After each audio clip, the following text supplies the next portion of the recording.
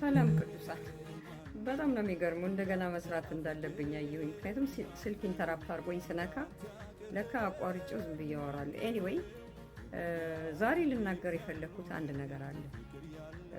በክርስቶስ ኢየሱስ ከሆናችሁ ወዲያው እንደመጣችሁም ሊሆን ይችላል። በእግዚአብሔር ቤትም የቆያችሁ ልትሆኑ ትችላላችሁ።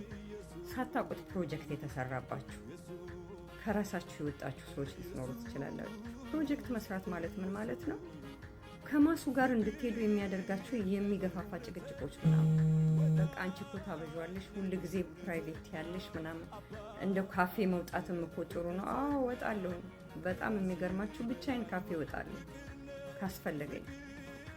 ለምን አብሬ ተገኝቼ ተሰብስቤ ሳበቃ የማያስፈልግ ጨዋታዎች ሰምቼ እቤት ውስጥ ገብታችሁ አቧራ ከእላው ላይ በጣም እንደቦነነበት ሰው ወይ ብዙ መንገድ ሄዳችሁ ብዙ እንዳላወሱ ሻወር እንደሚወሰድ ለንስሐ ጊዜ ማባከን አልፈልግም።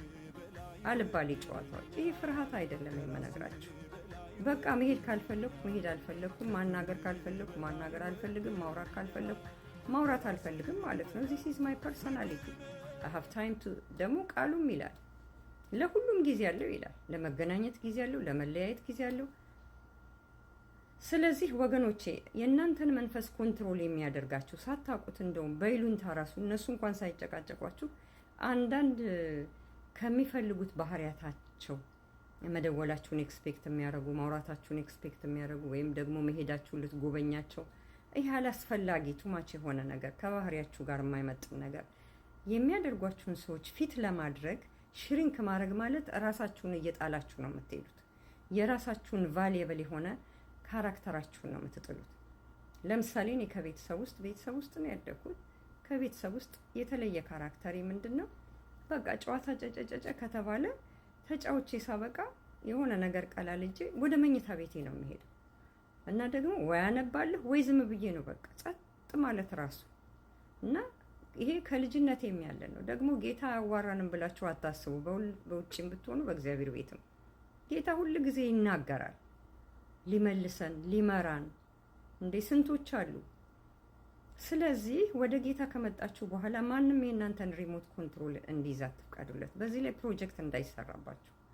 አንዳንድ ሰዎች ምን ይላሉ? ዝም ብላችሁ እንዲህ ብላችሁ ስታዳምጡ አይ እኛ ቤት ሁሉ ሰው እየተነጣጠቀ ነው የሚያወራው፣ እንዲህ ብለሽ ስትይ የምትታዘቢ ትመስያለሽ ይላሉ። እኔ ለመታዘቡም ጊዜ የለኝ። ቱ ቢ ኦነስት ዊዝ ዩ የማልፈልገው ነገር ከሆነ ኮመን የሆነ ጨዋታ ካልሆነ ማለትም መንፈሳዊም ካልሆነ ወይም ደግሞ ስጋዊም ሆነ ጤናማ ነገር የሆነ ካልሆነ ማይንዴ ከዛ ቦታ ላይ ክልል ወጥቼ ነኝ ሌላ የማስበውን ነገር ነው የማስበው እንጂ ለመታዘብም ጊዜ የለኝም። በእውነት ነው የምላችሁ። እንደውም እሱን የተማርኩት ሪሰንትሊ ነው። ስለዚህ እኛ ቤት እኮ እንደዚህ አይደለም ሲሉ እኔ እነሱ ቤት አልተወለድኩኝም። እኔ እነሱ ቤት ልጅ አይደለሁም። አንድ ሁለተኛ ነገር ደግሞ እኔ ታዱ ነኝ። በቃ እኔ መሆን የምፈልገው መብቴን የሚገፋኝ ፍቅር አልፈልግም። በቃ ያንን እኔ ፍቅር አልለውም። እንደውም በጣም ፍሪደም ሰጪ ነው ፍቅር ያላቸው ሰዎች የምትጠሉትንና የምትወዱትን ነገር ገምግመው ማድረግ የሌለባቸውን ነገር እናንተ አካባቢ አያደርጉም። የምትጠየቅ የማትፈልጉትን ነገር አይጠይቋችሁም። ኤክስፕላኔሽን ውስጥ ሳትገቡ ማለቴ እያላችሁ ሳታናግሯቸው ይረዷችኋል። በተለይ በአሁኑ ሰዓት ደግሞ በጣም ዝም ልንልበት የሚገባ እግዚአብሔር በጣም በሕዝቡ ፊት ክብሩን የሚገልጥበትና በእያንዳንዳችን በየጓዳችን እኛን ሊያጫውትበት እኛን ወደ በጎ ነገር እኛን ሊያዘጋጀን ወደ ከፍታ ሊያወጣን ዘመኑ በጣም ቢከብድም እንኳን የእግዚአብሔር የማዘጋጃ ጊዜ ነው። በእውነት ነው የምላችሁ። ያንን ተዉትና ራሳችንን ሆነን መኖር ራሱ ጤናማ ነገር ነው። ሰዎች በተለያየ መንገድ ፕሮጀክት ይሰሩብናል። አይ ጌታ እኮ ፍቅር ነው፣ ስለ ፍቅር ብለን እንዲህ መሆን አለብን። ኖ አልሆንም።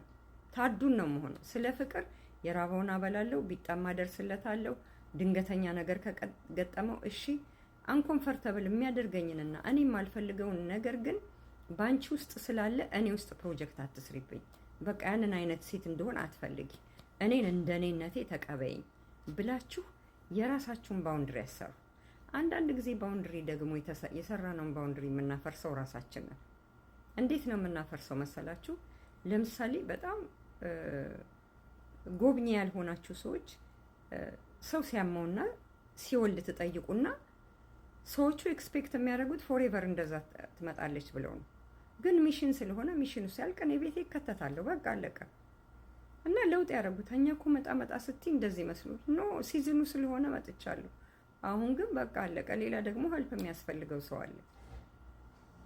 አንዳንድ ጊዜ ተሰብስቦ ቁጭ ብሎ ማውራት እዛ በምናወራበት ሰዓት ላይ ለምንድን ነው እሱ ሌላ ነገር የማንሰራበት?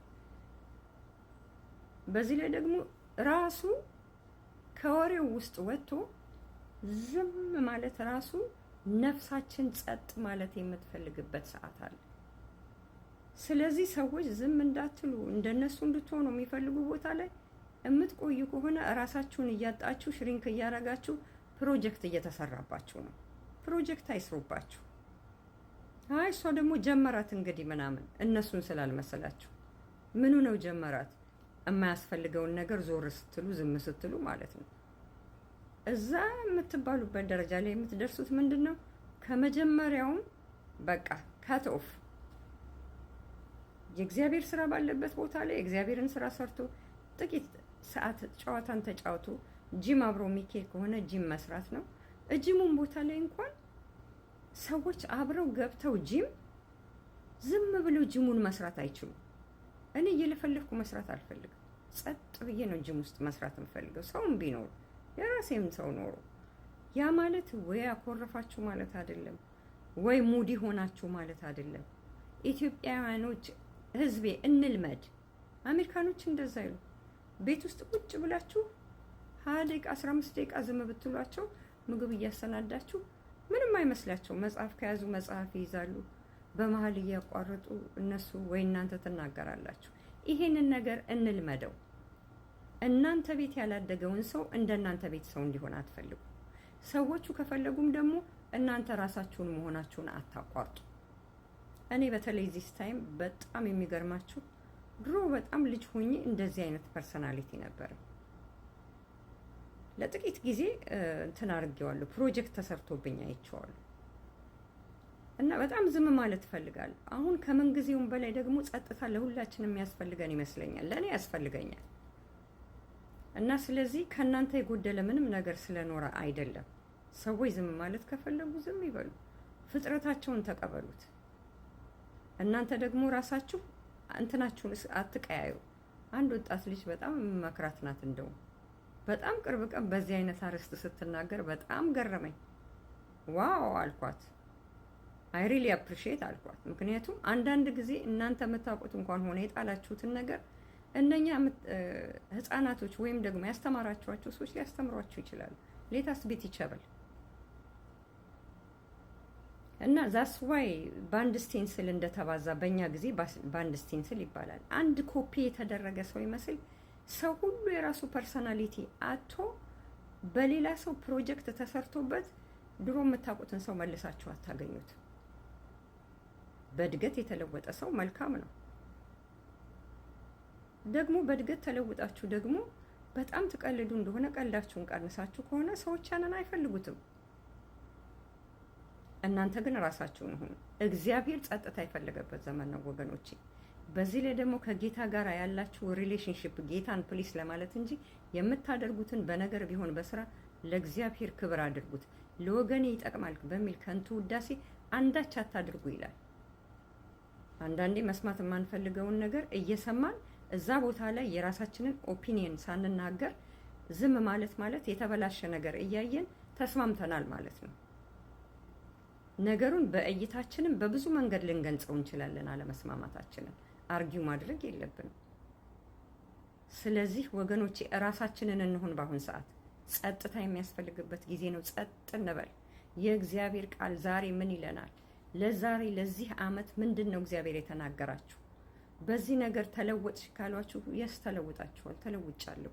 ሶ ዋት በቃ ዚስ ኢዝ ዘ ዌይ አይ ዋንት። እግዚአብሔርም የሚፈልገው ማለት የለባችሁ። እኔ የምፈልገውም ቢሆን ቀድሞ ምን ይሉኝ ነበረ መሰላችሁ? ተባረኩልኝ። ኢየሱስ ጌታ ነው። ኮፒ ሊንክ ሼር